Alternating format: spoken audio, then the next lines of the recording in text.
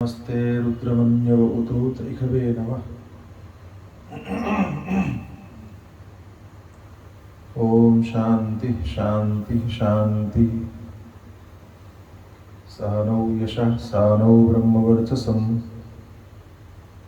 ओम शांति शांति शांति। शंकरं शंकराचार्यं केशवं बादरायणं सूत्रभाष्यकृतौ वन्दे भगवन्तौ पुनः पुनः। ईश्वरो गुरुरात्मेति मूर्तिभेदविभागिने व्योमवद्व्याप्तदेहाय दक्षिणामूर्तये नमः। लोग चाहिए हमको। लोग।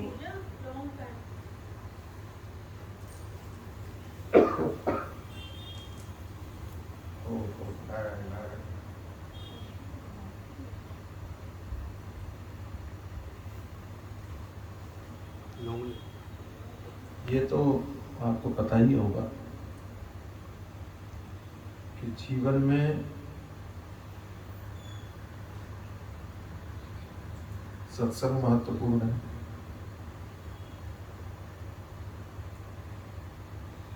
चौरासी लाख योनियों में अकेला मनुष्य शरीर है जो सत्संग कर सकता है।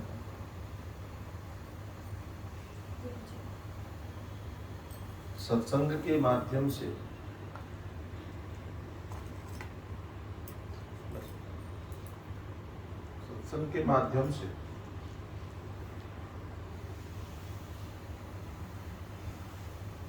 मनुष्य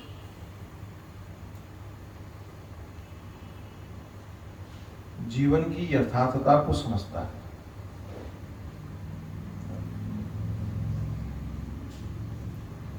जैसे छोटा सा बालक बच्चा स्कूल में जाए तो उस शिक्षा की वास्तविकता को समझता है। विज्ञान क्या कहता है, गणित क्या कहता है। नहीं जाए तो उसको पता नहीं चले। ऐसे ही जीवन के रहस्य को जानना है तो सत्संग के माध्यम से पता चलता है। अनपढ़ लोग, गंवार लोग विद्यालय को दोष दे सकते हैं, गालियां दे सकते हैं। कहीं कहीं विद्यालय के नाम पर घोटाले भी होते हैं। ऐसा नहीं कि सारे विद्यालय सही हो। पढ़ाई के नाम पर बिल्कुल बनाया जाता है। डिग्री के नाम पर आपको लूटा जाता है। नहीं होता। पैसा दे दो, हम तुमको डिग्री दे देंगे, पढ़ो ना पढ़ो। विद्यालय ही करते हैं। ऐसा होने के बाद में भी विद्यालयों को समाप्त नहीं किया जा सकता। उनके महत्व को खत्म नहीं किया जा सकता। उनकी महिमा को नहीं मिटाया जा सकता। गड़बड़ी करने वाले लोग गलत हो सकते हैं, विद्यालय गलत नहीं हो सकता। ऐसे ही सत्संग के नाम पर ठगने वाले लोग हो सकते हैं। सत्संग के नाम पर लूटने वाले लोग हो सकते हैं। सत्संग बुरा नहीं हो सकता। सत्संग के जो केंद्र है, आश्रम, वो बुरे नहीं हो सकते। तो जो गलत करते हैं उनके विरुद्ध कार्रवाई करो। आप विद्यालय बंद मत करो। अगर विद्यालयों में कोई गड़बड़ी पाई जा रही है तो आप जिन्होंने गड़बड़ियां की उनके विरुद्ध कार्रवाई करो। लेकिन जिन्होंने गड़बड़ियां की उसके आधार पर ये नहीं कह सकते कि देश में विद्यालय बंद होने चाहिए, कि देश में शिक्षक खत्म होने चाहिए, टीचरों की जरूरत नहीं है क्योंकि सब भ्रष्ट है। ऐसे ही सत्संग के माध्यम से गड़बड़ी करने वालों को प्रतिबंधित किया जाना चाहिए। इसके आधार पर ये आप घोषित नहीं कर सकते कि आश्रमों को खत्म करो, महात्माओं को खत्म करो, संतों को खत्म करो। ये सब लुटेरे। पुलिस के गलत होने पर थानों को खत्म नहीं किया जा सकता। नेताओं के गलत होने पर शासन व्यवस्था को खत्म नहीं किया जा सकता, उनके विरुद्ध कार्रवाई। व्यापारियों की गलत होने पर व्यापार को प्रतिबंधित नहीं किया जा सकता, बैंकों की गलत होने पर बैंकों को प्रतिबंधित नहीं किया जा सकता। पर्टिकुलर उस बैंक के विरुद्ध आप कार्रवाई करो, उन लोगों के विरुद्ध कार्रवाई करो। सिस्टम को खत्म नहीं कर सकते, व्यवस्था को सुधारना आवश्यक है। ये एक पक्ष। सत्संग करना क्यों चाहिए? क्योंकि सत्संग में जीवन का रहस्य पता चलता है, जीवन की वास्तविकता का बोध होता है। तो अब कोई पूछे वास्तविकता है क्या? तो वास्तविकता को शास्त्रों ने परिभाषित किया, हमने परिभाषित करके उसको समझाने का प्रयास किया। वास्तविकता क्या है? तो संक्षेप में समझिए कि वास्तविकता वो है जो हमें दिखाई नहीं पड़ रही।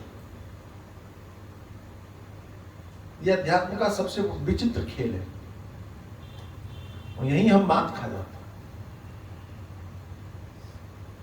धर्म और अध्यात्म आपको उस चीज से परिचय करवाता है जो आपको दिखाई नहीं पड़ती, और उस चीज का निषेध कर रहा है जो आपको दिखाई पड़ता है। यह अध्यात्म का सबसे बड़ा खेल,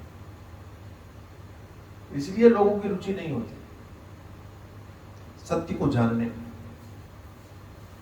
कोई बढ़िया सपना देख रहा था और राजा बनने वाला था, अभिषेक हो रहा था, तो आपने जगा दिया, तुमने बड़ा बुरा किया, थोड़े सब रुक जाते। लेकिन उस बेवकूफ को यह समझ में नहीं आ रहा रुकने से लाभ क्या होना था तो झूठा ही। फिर भी उसको दुख होता है कि अगर थोड़ा रुक जाता क्या आनंद है, अभिषेक होने जा रहा था, राजा बनने वाला। ऐसे ही है संसार में, अंधेरे में पड़े हुए लोग उसी सपने की तरह भ्रम में खोए हुए हैं। और उनको कहो कि जो तुम देख रहे हो वो झूठा है, तो कहते नहीं आपकी बात जमीन है, ठीक नहीं, झूठा कैसे है?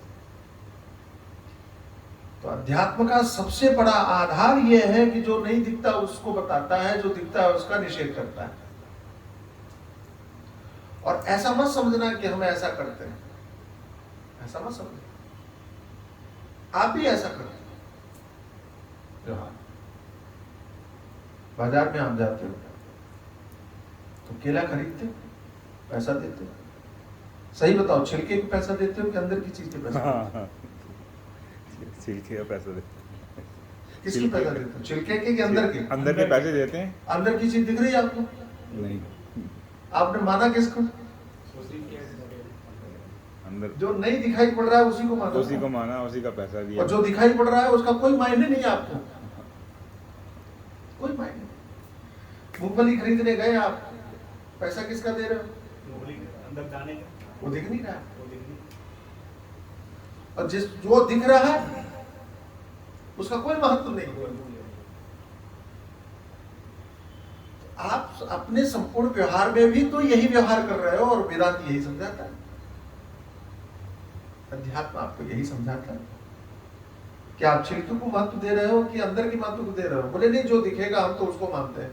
आप मूंगफली किसको मानते हो बताओ, आप किसको मानते हो?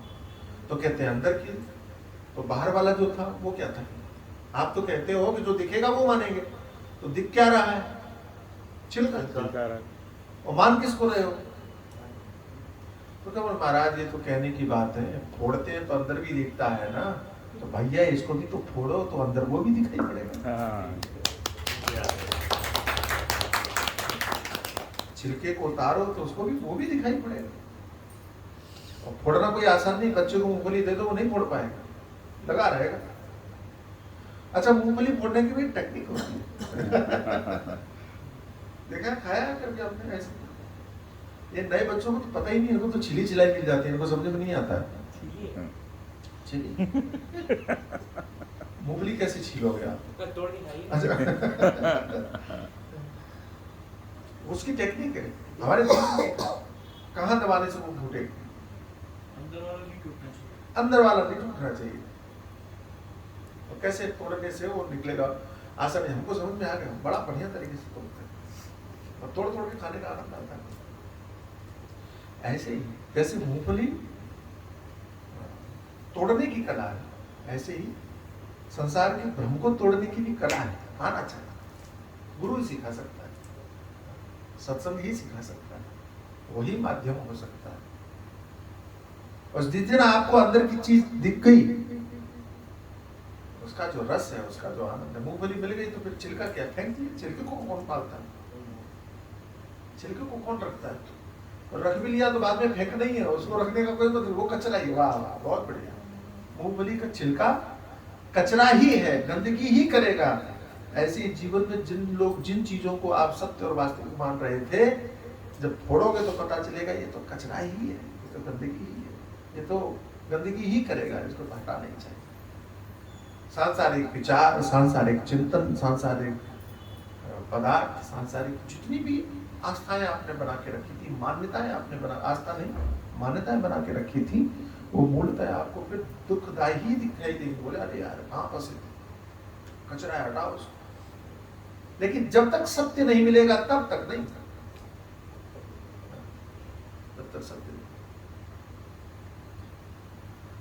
तो अध्यात्म इसी आधार पर आगे बढ़ता है कि जो दिख रहा है उसको नहीं, जो नहीं दिख रहा है उस सत्य को समझो। जैसे आपने अनुभव से समझा, सत्य को समझे कैसे, टेक्निक क्या है? तो बोले भाई देखो, योग्यता पैदा करने के लिए क्रमशः आपको चलना पड़ता है। आप एक साथ में जंप नहीं लगाते हवाई। हमारे गुरु जी कहते हैं कि आप सीढ़ियों पर चलते हो तो क्रमशः 1 2 3 4 5 जल्दी जल्दी चढ़ लेगा कोई, लेकिन चढ़ेगा तो वैसे ही। ऐसा नहीं कि 10 सीढ़ियां हैं तो आज आप पहले पर हो, कल आप 10वीं पर दिखाई दो। कल नहीं, अभी एक से सीधे 10 पर जाते हैं। ज्यादा छलांग लगाओगे 2 पर चले जाओ। कई लोग 2 सीढ़ियां चढ़ते हैं जी। बहुत ज्यादा तेज चलोगे तो 3 चढ़ लो भी है, लेकिन रिस्क है। 3 चढ़े अगर हमारे मोदी जी वो कूद के चलते हैं तो कहते कानपुर में गिरे।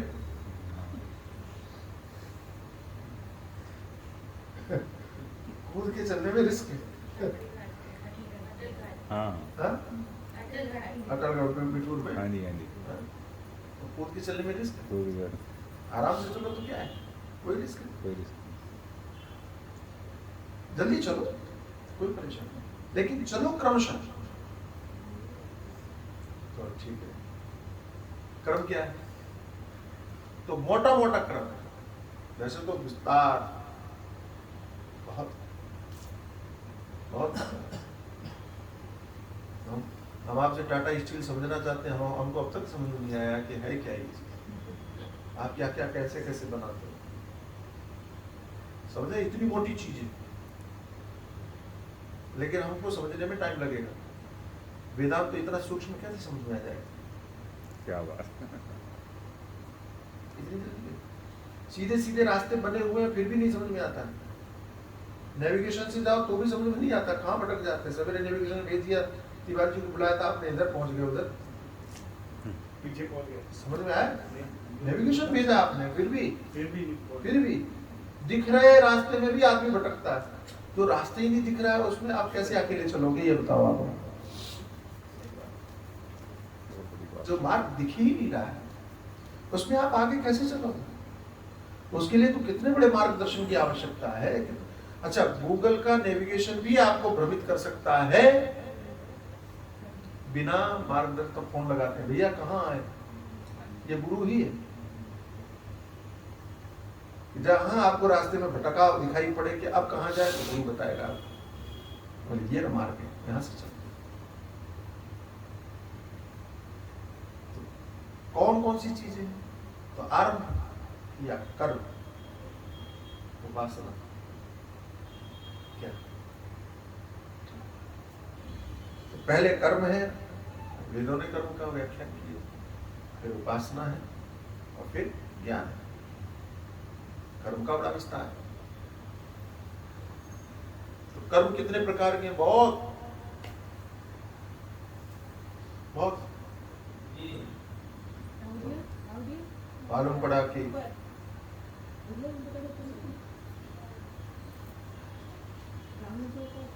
नित्य कर्म, नैमित्तिक कर्म, काम्य कर्म, प्रायश्चित कर्म,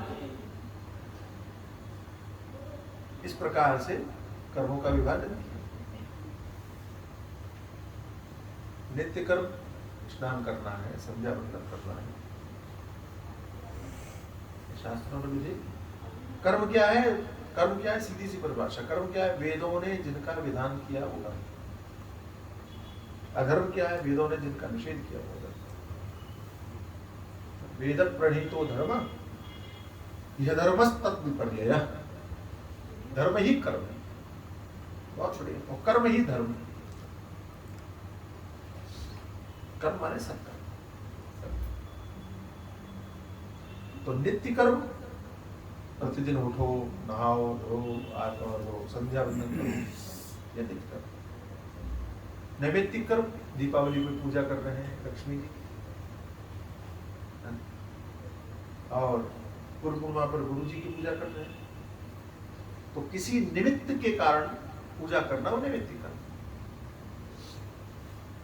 श्रावणी में रक्षाबंधन में श्रावणी कर्म कर रहे हैं, पितृपक्ष में श्राद्ध कर रहे हैं, किसी भी निमित्त से जो कर्म हो रहे हैं नैमित्तिक कर्म। काम, कामना की पूर्ति के लिए कर्म कर रहे हैं, स्वर्ग की प्राप्ति के लिए कर्म कर रहे हैं, पुत्र की प्राप्ति के लिए पुत्रेष्टि यज्ञ कर रहे हैं, लक्ष्मी प्राप्ति के लिए कोई अनुष्ठान कर रहे हैं। ये जितने भी कर्म, ये क्या है? काम। प्रायश्चित, गलती हो गई, भूल हो गई, अपराध हो गए, उन अपराधों से बचने के लिए, उनके परिणाम से बचने के लिए जो कर्म किए वो प्रायश्चित। सब शास्त्रों में विधान। और अशुभ कर्म, अशुभ कर्म मतलब पाप, वेदों ने जिनका निषेध किया। तो कर्म करने चाहिए जी, करना चाहिए, बिल्कुल करना चाहिए। क्यों करना चाहिए? बोले भूख कैसे मिटती है? भोजन करने से। भोजन कहाँ करोगे? रसोई घर में, घर में बैठ के। जहाँ बैठोगे वहाँ सफाई होगी कि गंदगी होगी, गंदे की जगह बैठ के कर लोगे? यहाँ पर कचरा पड़ा हो, गंदगी पड़ी हो, कुत्ते बैठे हो, वहाँ खा लोगे? तो महाराज मन नहीं मानेगा। तो सफाई चाहिए। जिस थाली में खाओगे उस थाली में शुद्ध साफ होनी चाहिए कि नहीं? गंदी गंदी थाली रखी हो, उसमें भोजन कर लोगे क्या? नहीं करेंगे। तो थाली की शुद्धि चाहिए। यद्यपि भूख जो है वो भोजन करने से ही मिटेगी, उसमें तुम्हारी सफाई वफाई से कोई लेना देना नहीं है, लेकिन भोजन करने के लिए साफ सफाई जरूरी है कि नहीं? ऐसे ही कल्याण जो है वो ज्ञान से होगा, इसमें कोई दो मत नहीं, तो पक्की बात है। लेकिन उस ज्ञान की प्राप्ति के लिए पात्रता तो होनी चाहिए, इसको बोलते हैं पात्रता। देवर्षि नारद जी कहते प्रकाशित एक वापि पात्रे, किसी किसी पात्र में प्रकाशित होता है ज्ञान।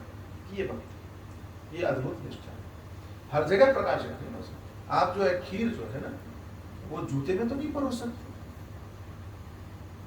तो भैया कुछ नहीं लो, जूते में खा लो, नहीं परोस सकते, क्योंकि वो खीर की उपयोगिता खत्म हो जाएगी और खीर का अपमान होगा, और खिलाने वाले का अपमान होगा। ये वस्तु का भी अपमान होगा और व्यक्ति का भी अपमान होगा अगर आपने जूते में खीर भर करके दे दी तो, क्योंकि खीर जूते में नहीं भरी जाती।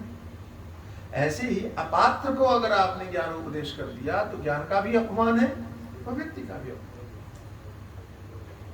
इसलिए शास्त्र ने विधान किया कि पहले पात्र बनाओ फिर ज्ञान का उपदेश करो।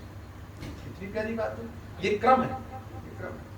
ऐसे ऐसे ऐसे ऐसे ऐसे आप तो कर्म की आवश्यकता है, कर्म का निषेध नहीं, कर्म छोड़ नहीं सकते। आपने सत्कर्म छोड़ दिया, बोले हम तो जी ज्ञानी हैं। अरे ज्ञानी तो ठीक हो गए, आप ये नहीं कह सकते कि हम ज्ञानी हैं इसलिए हम जूते में खीर खा लेते हैं।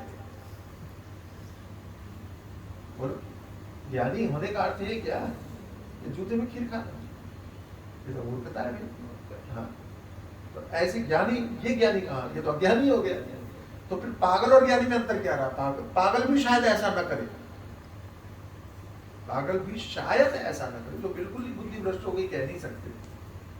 पागल भी इतना तो ध्यान रखेगा कि कौन सी चीज कैसे कहाँ खाने वाली है। और आप अपने आप को ज्ञानी कहो और ऐसा काम करो तो ठीक, तो सत्कर्म आवश्यक, जितना भी कर्म है। हमारे बामदेव जी महाराज कहते थे कि सत्कर्म पूरा तो नहीं किया जा सकता, लेकिन पूरा छोड़ा नहीं जाना चाहिए। कर्म पूरा नहीं किया जा सकता, हम जानते हैं। पहले आप बर्तन मिट्टी से रगड़ते थे, मिट्टी से साफ करते थे, फिर वो राख से साफ करने लगे, अब राख और मिट्टी दोनों खत्म हो गई तो सर्फ से साफ करने लगे। लेकिन करते हो ना, सबसे करते तो हो। ऐसा तो नहीं कि आप करना ही छोड़ दिए। अब और शॉर्टकट आ गया तो क्रॉकरीज आ गई, तो क्रॉकरी में क्या किया, वो कौन एक एक रगड़े, तो एक टब में पानी भर लिया, उसमें सब मिला दिया, डुबो के निकाल दिया, हो गया। इतना भी कर तो रहे हो, हालांकि वो गलत है, हाइजेनिक दृष्टि से वो गलत है। अगर एक ही साथ में सारे बर्तन वो पानी भिगो के निकाल रहे हो, ठीक नहीं। विज्ञान कहता है, हम नहीं कहते, साइंस कहता है कि जो क्रॉकरीज वाले बर्तन है वो अगर आपने एक ही जगह पानी में ऐसे धो दिए खाली, तो उसमें वो कीटाणु रहेंगे, वो आपको बीमार करेंगे। भारतवर्ष में बीमारी बढ़ने का कारण वो बर्तन है। और कोरोना काल में शायद आपने ये समझा हो कि पहले जो पीतल में, तांबे में, कांसे में भोजन करते थे, तो ये विज्ञान ने कहा कि उनमें वो कोरोना का कीटाणु 48 घंटे तक टिकता है, और क्रॉकरीज में 72 घंटे तक टिकता है, 7 दिन तक टिकता है अगर वो कोरोना का कीटाणु पहुंच गया तो। ठीक है, तो उन्होंने कहा कि वो भारत के जो लोग करते थे वो सबसे बेस्ट है, सबसे बढ़िया हमारे ऋषि की सोच। और आज हमारे भारत में सबसे ज्यादा रोगी बढ़े हैं। हम यूरोप में गए और वहाँ देखा, वहाँ बीमार नहीं पड़ते लोग।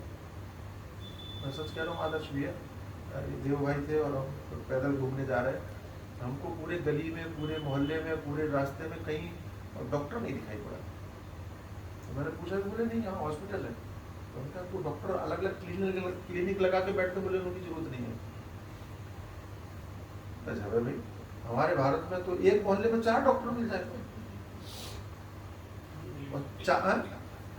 हर गली में डॉक्टर, और मोहल्ले में नहीं, गली में तो 4 डॉक्टर मिल जाए। और डॉक्टर बढ़ते जा रहे हैं, बीमारियां भी बढ़ती जा रही, खत्म ही नहीं हो रही। तो समझ में आया क्यों ऐसा है, तो समझ में आया उनका रहन सहन, उनका खान पान और उनकी साफ सफाई, तो बीमार कम पड़ते हैं। आपको पता है वो लोग रात में भोजन नहीं करते, आपको पता है, आश्चर्य, वो सवेरे जल्दी उठते हैं। जो हमने छोड़ दिया वो उन्होंने शुरू किया।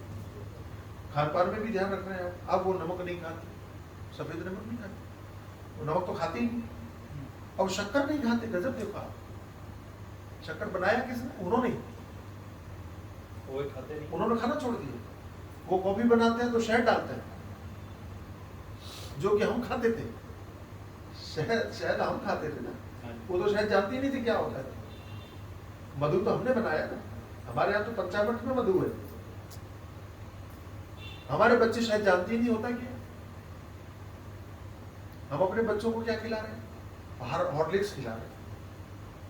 हम अपने बच्चों को क्या खिला रहे हैं? पता नहीं क्या क्या, भगवान जाने। वो चाउमीन और वो क्या हो, पिज्जा, बर्गर और क्या हो, खाने की चीज को पिज्जा,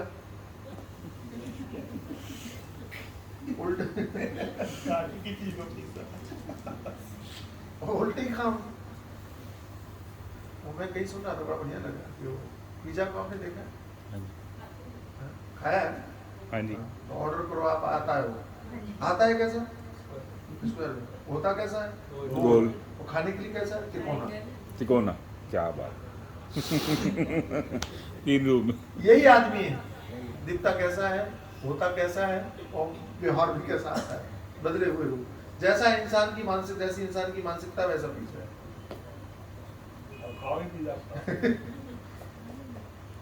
खा लेंगे। बीमार पड़ने की अगर आप चाहत रखते हैं तो ये जरूर खाइए, जरूर खाइए। नूडल्स है, और वो सबसे ज्यादा भयानक क्या, मोमोज। अरे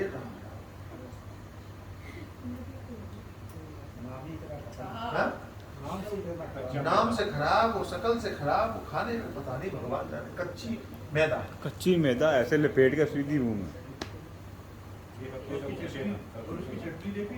लाल चटनी एक्स्ट्रा स्पाइसी आग लाल मिर्ची को बोल के लगे अरे राम। इसलिए मुझे साउथ इंडिया अच्छा लगता है कि वो इन चक्करों में नहीं पड़े, वो अपना इडली सांभर डोसा उसी में सीख लें। हम सवेरे चर्चा कर रहे थे, वहाँ जाओ आप, वहाँ दुकान नहीं मिलेगी आपको चाउमीन की, पिज्जा की, बर्गर की नहीं मिलेगी। दक्षिण भारत बचा है इसमें। और स्वस्थ है वो। वहाँ इडली सांभर डोसा है। और वो उनकी फिल्मों में भी नहीं दिखेगा ये सब नाटक, हमारे ही चलता पता नहीं पागल हो गए। हाँ। तो खान पान वहाँ सुधारा तो बीमार नहीं हुआ। हम लोग खान पान नहीं सुधार रहे, बीमार होते जा रहे। तो मेरा मतलब है साफ सफाई आवश्यक है भाई, बर्तन सही होने चाहिए भोजन में, तो ऐसी ही सत्कर्म आवश्यक है। ठीक। दूसरा उपासना। उपासना क्या करती है? अगर बर्तन आपका गंदगी नहीं है लेकिन गीला है तो वो भी नहीं खाओगे आप, पानी भरा हुआ है उसमें तो सुखाओगे ना। स्वच्छ होना चाहिए, साफ होना चाहिए, ठीक है, लेकिन गीला हो तो उसमें रोटी रखोगे तो खराब हो जाएगा। पानी भरा हुआ उसमें खीर डाल दो तो आनंद नहीं आएगा। तो फिर बढ़िया सूखा होना चाहिए। जैसे दर्पण, अगर गंदगी है, धूल है, तो भी आप अपने मुंह को नहीं देख सकते, तो साफ करना पड़ेगा, ये कर्म है। लेकिन दर्पण हिल रहा है तो भी आप अपने मुंह को नहीं देख सकते, तो उसको ठहराना पड़ेगा, रोकना पड़ेगा, ये उपासना है। लेकिन बाहर अंधेरा है, सामने दर्पण है, तो प्रकाश की व्यवस्था चाहिए। तो कर्म शुद्धि करेगा, उपासना स्थिरता देगी, और ज्ञान प्रकाश करेगा और आपको क्या बात है।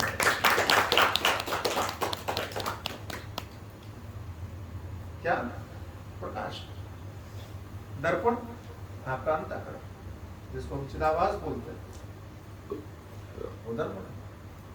लेकिन आपको दिखा अंदर ही है, अंदर ही दिखाई नहीं पड़ेगा, अंदर ही है। बोले हाँ अंदर ही है। कैसे पता चला अंदर? आपको कैसे पता चला? तो कहा सबका अनुभव है, हमारा अकेले का नहीं। कैसा अनुभव? सो जाते हो ना, नींद, हाँ जी, सो जाते हो ना? सोते हो कि नहीं? बोले हाँ। रोज सोते हो? जी हाँ। नहीं सोने मिले तो दवाई खा के सोएंगे। अगर आपको नींद ना आए तो डॉक्टर को दिखाओगे, भाई नींद नहीं आ रही, पागल हो जाऊंगा। डॉक्टर कहता दवाई ले, मैं हो गया था ना पागल।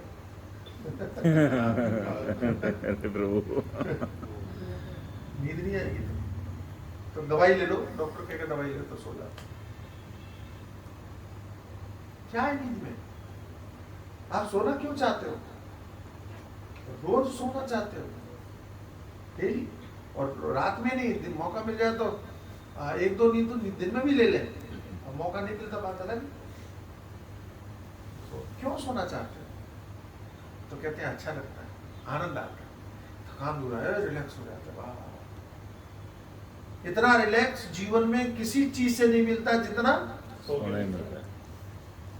और ध्यान देना, संसार के विषय आपको थकाते हैं, हाँ जी, निद्रा आपको तरोताजा करती होता है। है।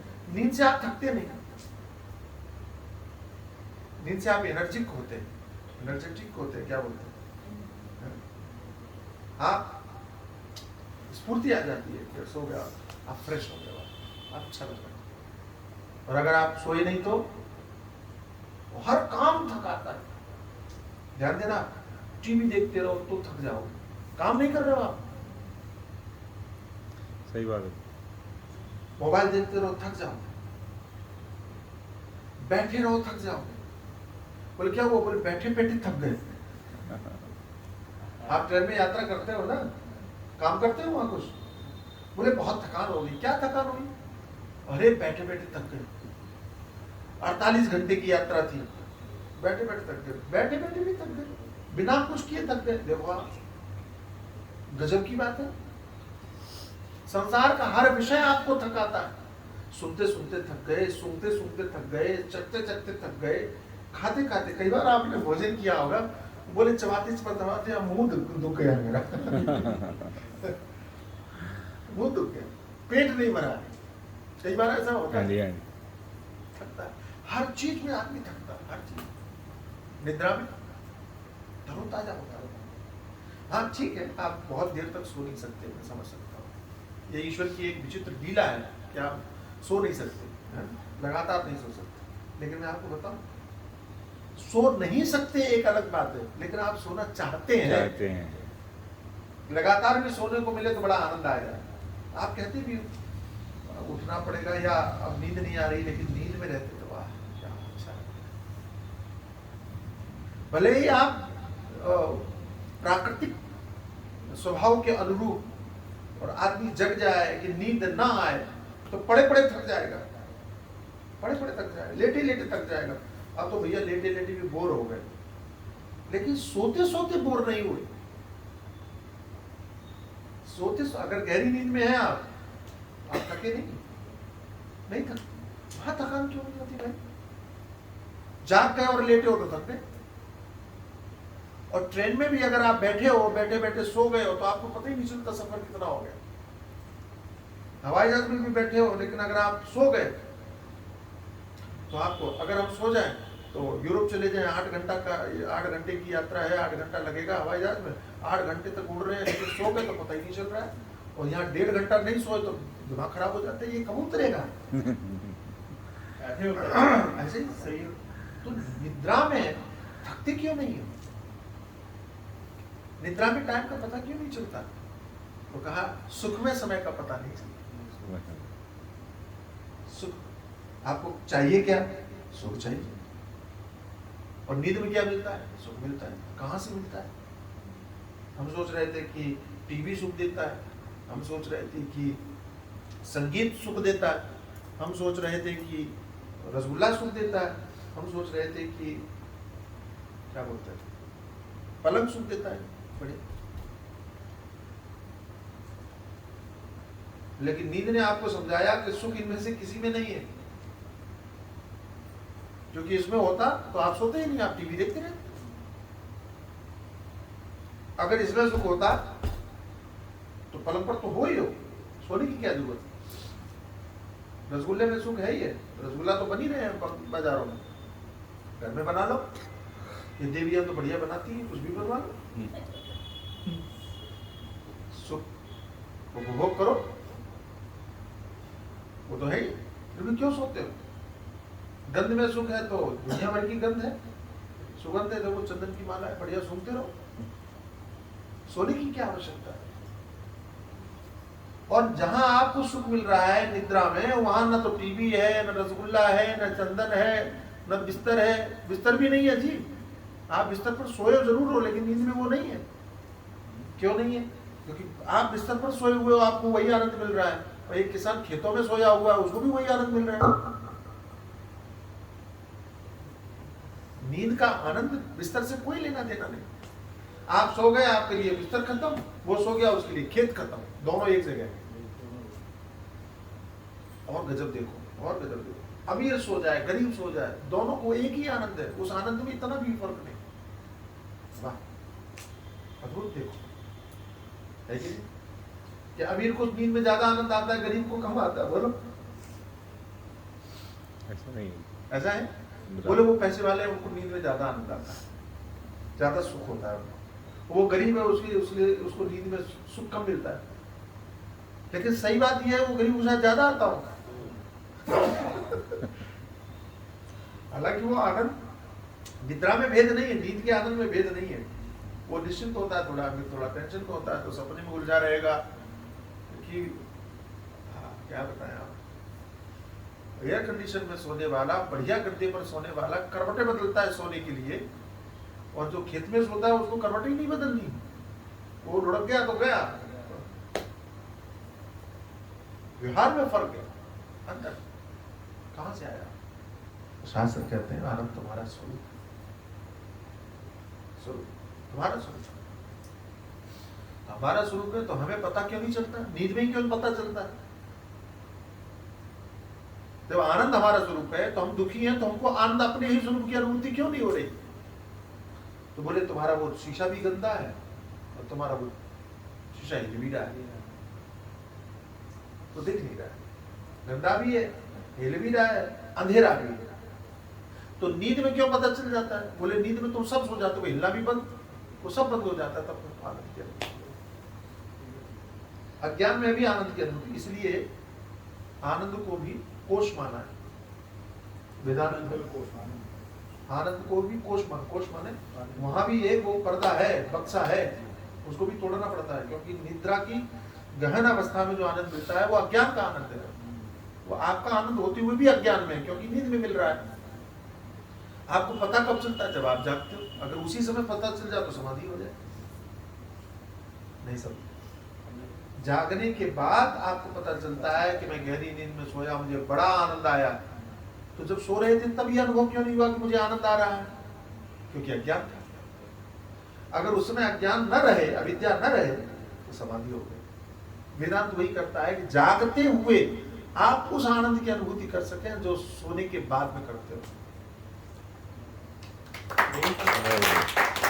जागते हुए उस आनंद की अनुभूति करें जो नींद में करते हो। यही विख्यात, यही क्या उपासना दूसरा पक्ष जिसमें चित्त की शांति होती है। उपासना की क्या भेद है? जैसे कर्म के भेद है, उपासना की क्या भेद है? कई भेद है।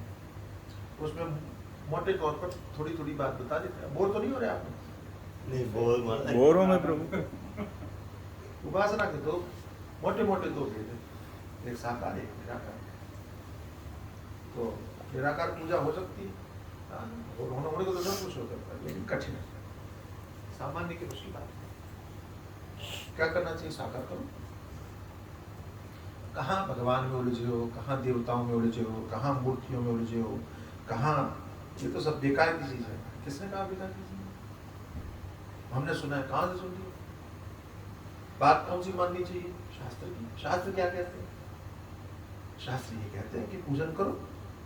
शास्त्र ये कहते हैं कि भगवान का श्रवणम कीर्तनम विष्णु स्मरणम पाद सेवनम अर्चनम वंदनम दास्यम सख्यम आत्मनिवेदनम, उसमें अर्चन भी है, उसमें वंदन भी है। तो ये तो शास्त्र की बात है, तो फिर मनमानी कहाँ से होगी? बोले नहीं जी, हम भगवान को नहीं मानते। तुम्हारे नहीं मानने से क्या होता है? शास्त्र मानते हैं। अच्छा एक बात बताओ, आप शास्त्र की बात मानोगे कि अपने मन की बात मानोगे? बोले शास्त्र की बात मानोगे। तो फिर तुम क्यों कहते हो कि हम भगवान को नहीं मानते? बोले नहीं, हम भगवान के साकार रूप को नहीं मानते। क्यों नहीं मानते? तो बोले ये तो अज्ञानियों का काम है, भगवान की मूर्ति की पूजा करना, ये तो अज्ञानियों का काम है। ये आपको किसने बताया? हमने सुना है। शंकराचार्य को आप ज्ञानी मानते हो? क्या ज्ञानी मानते हो? ज्ञानी मानते हो, तो वो तो पूजा करते थे, तो आप उनसे बड़े ज्ञानी हो गए। ठीक, शंकराचार्य तो स्तुति करते थे। शंकराचार्य ने तो भजे प्रजय कमंडनम समस्त पाप खंडनम, ये गाया, स्तोत्र गाया। शंकराचार्य ने तो सौंदर्य लहरी गाई। शंकराचार्य ने तो ऐसा कोई देवता नहीं जिसकी पूजा नहीं की। शंकराचार्य तो केदारनाथ की स्थापना की, शंकराचार्य ने बद्रीनाथ की स्थापना की, शंकराचार्य ने 4 मठ बनाए। तो शंकराचार्य तो वेदांत के लाने वाले अब कलयुग में। श्रीयंत्र की पूजा को पुनर्स्थापन, आपको पता है? श्री विद्या सुना है कभी नाम? 10 महाविद्याएं हैं हमारे, 10 महाविद्या। 9 दुर्गा सब जानते हैं, 10 महाविद्या बहुत कम लोग जानते हैं। 9 दुर्गा तो सब लोग पूछते हैं, लेकिन शास्त्र में 10 महाविद्याओं का बहुत बड़ा उल्लेख है। शिव पुराण में भी उल्लेख है, और ब्रह्मांड पुराण में तो कहना ही क्या, उसमें तो पूरी महिमा ही। तो अनेक शास्त्रों में देवी भागवत 10 महाविद्या, 10 महाविद्याओं में एक है त्रिपुर सुंदरी, राजराजेश्वरी भगवती, श्री विद्या, श्रीयंत्र। तो आपने देखा होगा हमारे पूजा में, हाँ जी हाँ जी हाँ जी, वो श्री वो श्री विद्या।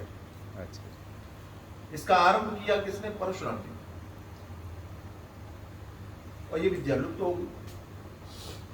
तो कलयुग में भारत में इसको पुनर्स्थापन करने का कार्य किसने किया? भगवान शंकर, जगतगुरु भगवान शंकर। हमें दुख होता है कि जो श्रीयंत्र बेचते हैं, जो धंधा कर रहे हैं, वो भी भगवान शंकराचार्य का नाम नहीं लेते।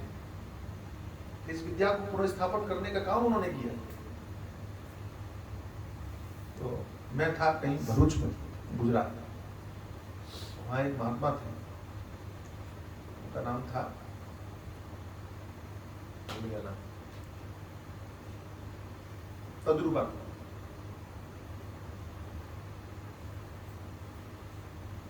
मंच पर बोले, जब पूजा वूजा बेकार चीज, सब बेकार, साकार चिंता।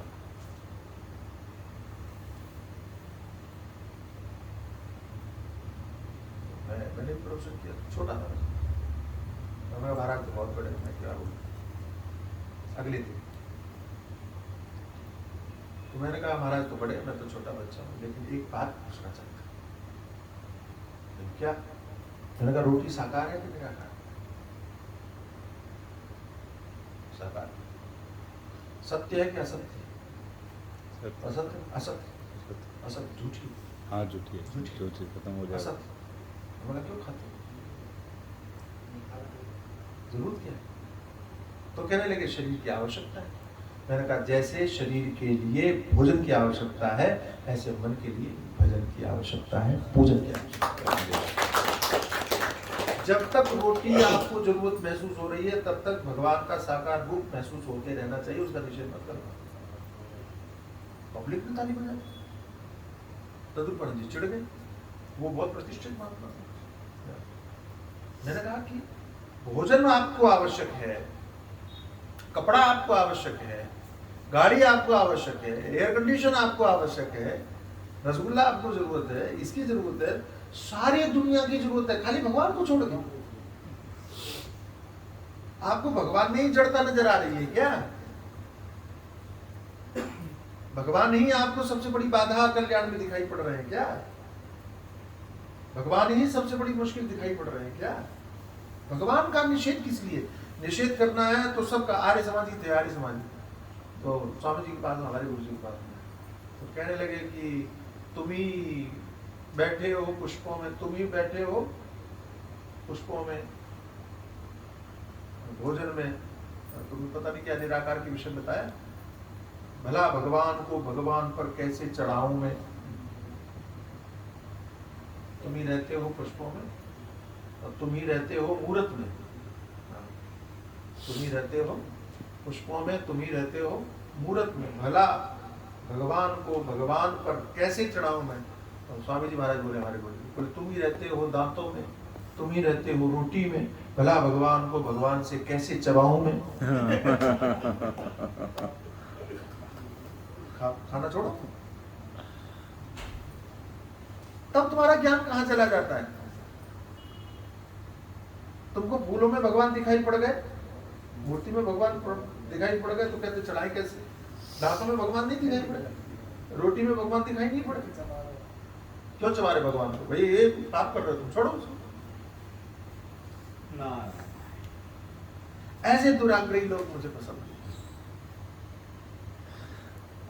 उपासना वेदों का विभाग है, ये देखो आप, मैंने शुरू में कहा वेद प्रणीतो धर्म, ये धर्मस्त तद विपर्य। भागवतकार कहते हैं कि वेदों ने जो कह दिया वो धर्म है, उसके विपरीत सब अधर्म है।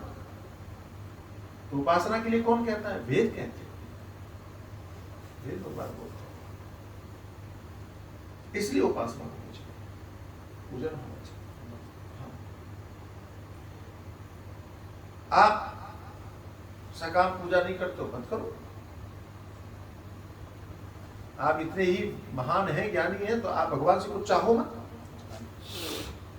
मत चाहो, प्रणाम करो। अजीब अजीब महात्मा होते हैं। वृंदावन में महात्मा थे, रोज बिहारी जी के सामने जाकर खड़े हो जाए, रोज प्रणाम नहीं करते, जा खड़े हो। लोग कहते अजीब महात्मा, प्रणाम नहीं करते, आते क्यों? ये भगवान को देखने, भगवान है हमारे आराध्य, तो पर प्रणाम क्यों नहीं करते? वाह, महात्मा बोला बोले प्रणाम करूंगा तो उनके मन में संकोच हो जाएगा, प्रणाम कर रहा है कुछ देना पड़ेगा, मुझे कुछ चाहिए नहीं।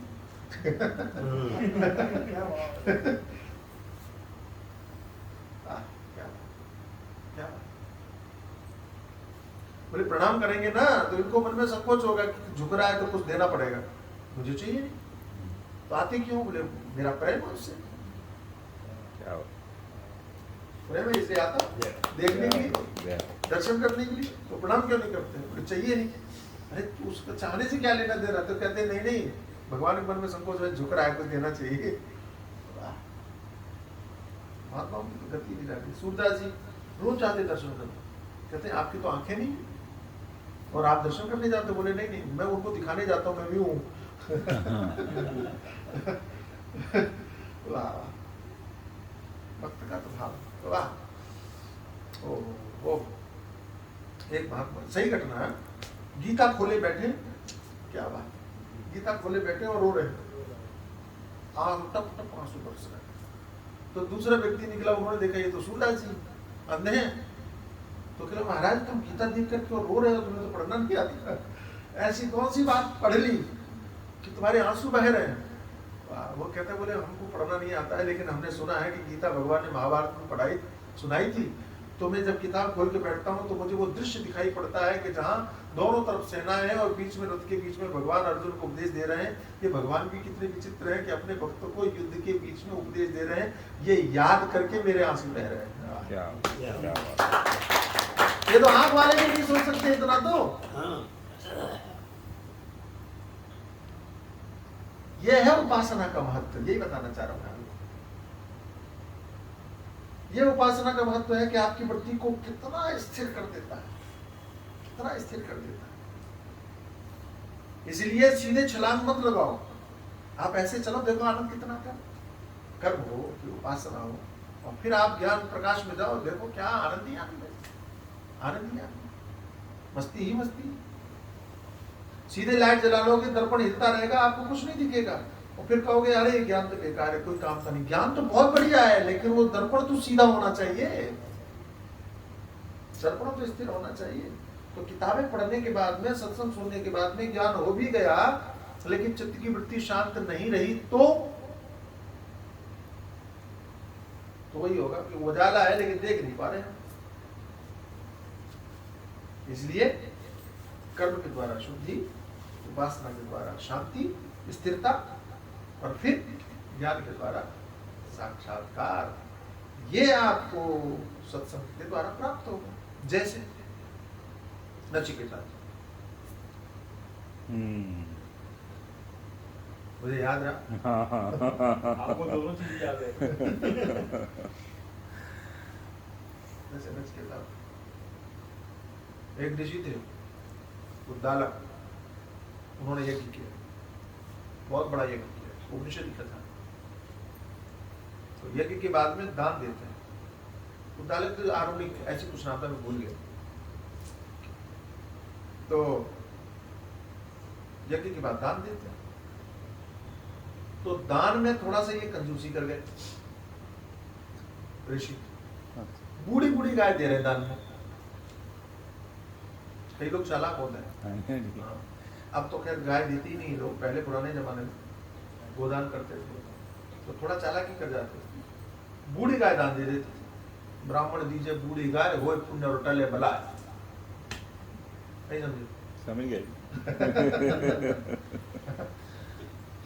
तो बूढ़ी गाय को दे दो, पुण्य हो जाएगा, भला टल जाएगी। तो वो भी वही भला टाल रहे थे, बूढ़ी बूढ़ी गाय दान दे रहे। नचिकेता उनका लड़का था, छोटा सा। तो उसने देखा ये पिताजी को गलत कर रहे, ब्राह्मणों के साथ अन्याय कर रहे, धर्म के साथ अन्याय कर रहे। तो बड़ी विनम्रता से पूछा, अच्छा नचिकेता उद्दंड नहीं हो रहे वहां? बड़े प्यार से पूछा, पिताजी हमने तो सुना है कि दान में प्रिय दान देनी चाहिए, आपका तो प्रिय मैं हूं, आप मुझे किसको देंगे? उन्होंने ये नहीं कहा कि आप गाय बूढ़ी क्यों दे रहे हो, कहने का तरीका देखो। जैसे आप कह रहे थे ना, महाराज ने बड़े तरीके से हमको नीचे उतारा। इतना बढ़िया तरीका ढूंढा उन्होंने, कहने का तरीका।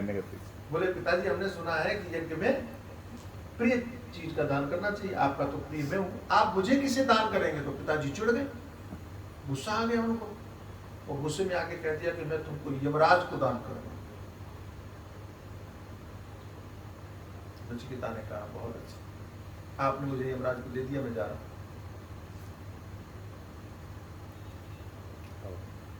पिताजी के वचन की सिद्धि के लिए वो यमराज के यहाँ पहुंच गए। नचिकेता पहुंचे तो यमराज कहीं गए हुए थे, किसी ने घुसने नहीं दिए। 3 दिन तक ये खड़े रहे, प्रतीक्षा करते रहे। यमराज आए, वाह क्या बात, यमराज आए तो देखा ब्राह्मण बालक खड़ा हुआ, कैसे आपसे मिलने की याद, अरे मुझे तो पाप लगेगा, मेरे कारण आपको प्रतीक्षा करनी पड़ेगी। दरवाजे पर अतिथि आए, अगर आप उसका जल देकर के स्वागत नहीं करते तो घर में आग लग जाती है, घर स्वाहा हो जाते हैं। अतिथि साक्षात अग्नि का स्वरूप है, इसलिए शास्त्र कहते हैं अगर आप कुछ नहीं कर सकते हो तो उसको पानी जरूर पिलाओ, और पानी भी नहीं पिला सकते हो तो मधुर वचन बोल करके उसके क्रोध को शांत करो।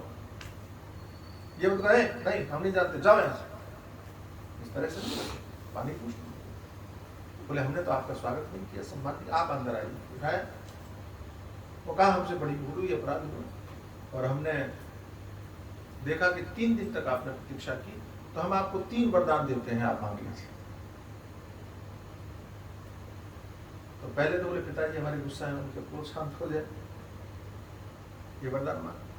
दूसरा और संसार से संबंधित, तीसरा जो है ज्ञान से संबंधित प्रश्न किया, वेदांत, अग्नि विद्या, इसको अग्नि विद्या बोलते हैं क्योंकि सारे कर्मों को जला के राख करती है। बोले इसके विषय में हमने सुना है, आप हमको उपदेश कीजिए। तो यमराज जी कहते नहीं, इसके बदले में तुम 100 की जगह 1000 वर्ष की आयु मांग लो, इसके बदले में तुम 100 की जगह 1000 लड़के मांग लो, इसकी जगह तुम 100 की जगह 1000 नाती मांग लो, इसकी जगह तुम 1 राज्य की जगह 1000 राज्य मांग लो, इसकी जगह हमारे लालच देते गए, ये ले लो, ये मत पूछो। नचिकेता कहते हैं ये नहीं दे रहे हो, ये सब दे रहे हो, मतलब ये ज्यादा महत्वपूर्ण है। अच्छा इतनी बुद्धि आ जाए तो कमाल की बात है। कोई अगर आपसे कहे कि नहीं ये ले लो, ये ले लो, ये मत लो, मतलब महत्वपूर्ण है, और सामने वाला उसी लालच में आ जाता है, हाँ उसे क्या लेना, नहीं ये मिल रहा है ये ले लो। नचिकेता ने कह दिया, बोले नहीं आप इसको छोड़ के सब दे रहे हो, इसका मतलब ये महत्वपूर्ण, हमें वही जानना। यमराज बंधे हुए थे, वचनबद्ध थे, तब यमराज ने नचिकेता को ज्ञान तत्व का उपदेश किया। कठोपनिषद में वही उपदेश है, बहुत बढ़िया उपदेश है कठोपनिषद। ये कठोपनिषद की पूरी कहानी है, और बहुत बढ़िया सरल तरीके से। उसी कठोपनिषद का मंत्र है उत्तिष्ठ, उत्तिष्ठ जागृत प्राप्य वरान्य बोधत, वो जो है वो उसी का मंत्र है। और ये भी ये चेद वेदी तत् सत्यमस्ति न चेद्या वेदी महति नष्टि भूतेषु भूतेषु चित्त धीरा प्रत्यस्मान लोकादमिता वंति, ये इसी का मंत्र। बहुत सारे मंत्र हैं।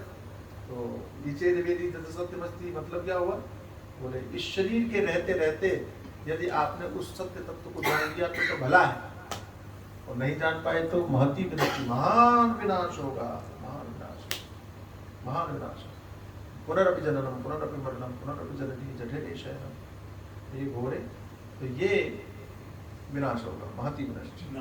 भूतेषु भूतेषु विजित्वा प्रत्यस्मान लोकादमिता भवन्ति। संसार में अनेक योनियों में जीव भटकता है, लेकिन कल्याण यही अमृत तत्व की प्राप्ति इसी शरीर। इसलिए इस शरीर को नरक मत बनाओ जी, भगवान ने तो आपको इतना दिव्य वाहन दिया। आप हमारे महात्मा है, बड़े प्यार से पूछते हैं कि भाई एक बात बताओ, हाँ आपने मर्सिडीज खरीदी है अपने, हाँ तो मर्सिडीज में पेट्रोल की जगह आप मिट्टी का तेल भर सकते हो क्या? क्यों? कबाड़ा हो जाएगा, कबाड़ा हो जाएगा।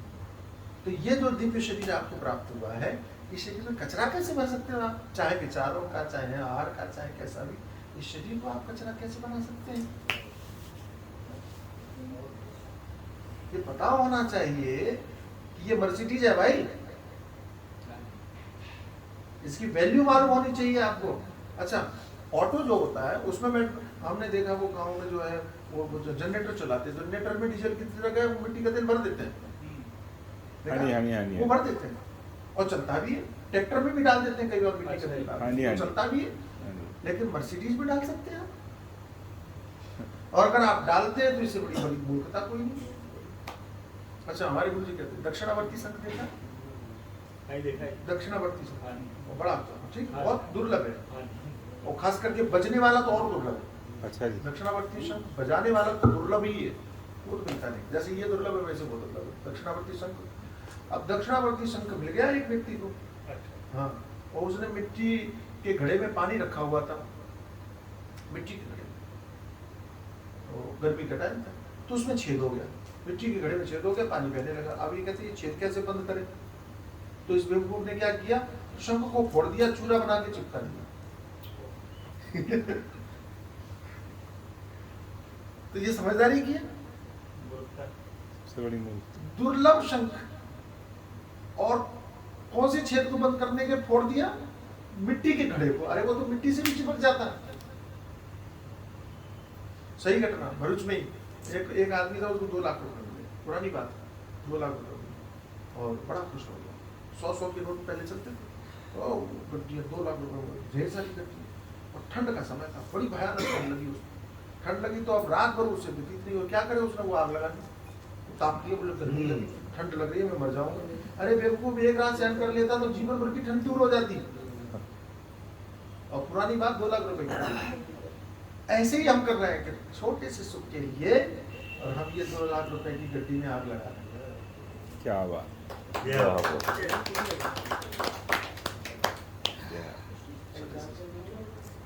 अगर इसको बचा लिया तो महत सुख प्राप्त कर सकते, तो वो सुख तो कभी मिटेगा। इसलिए सत्संग आवश्यक है, इसलिए संतों के सानिध्य में रहना आवश्यक है, इसीलिए यहाँ बैठ करके हम लोग चर्चा कर रहे हैं। सद्गुरुदेव भगवान की जय। हमारी बल्ले बल्ले जय हो प्रभु, जय हो प्रभु। पूर्णमदः पूर्णमिदं पूर्णात् पूर्णमुदच्यते पूर्णस्य पूर्णमादाय पूर्णमेवावशिष्यते। ओम शांति शांति शांति। सद्गुरुदेव भगवान की जय, सच्चिदानंद भगवान की जय, सनातन धर्म की नमः पार्वती पते। कुछ पूछना तो नहीं,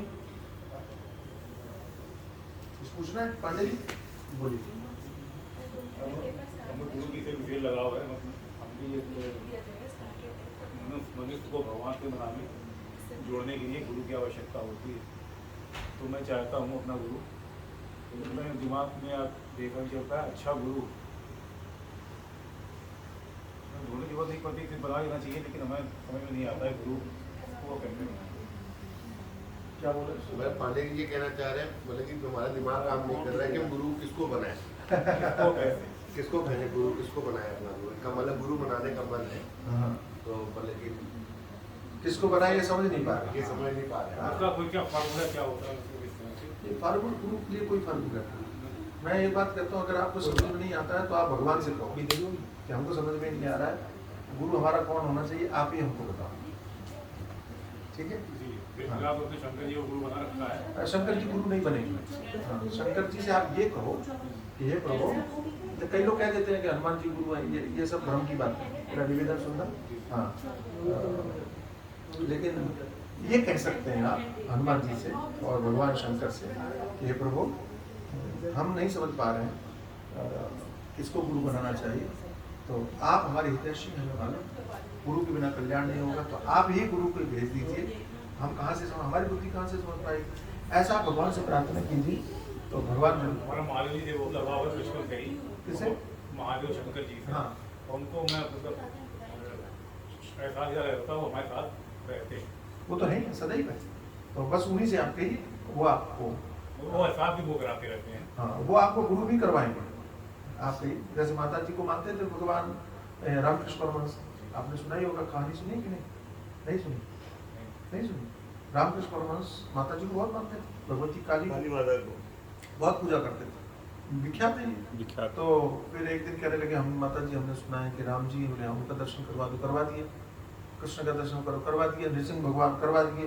जितने भगवानों को उन्होंने कहा, माता जी ने सबके दर्शन करवा दिए, उनकी जीवनी में है ये, ठीक।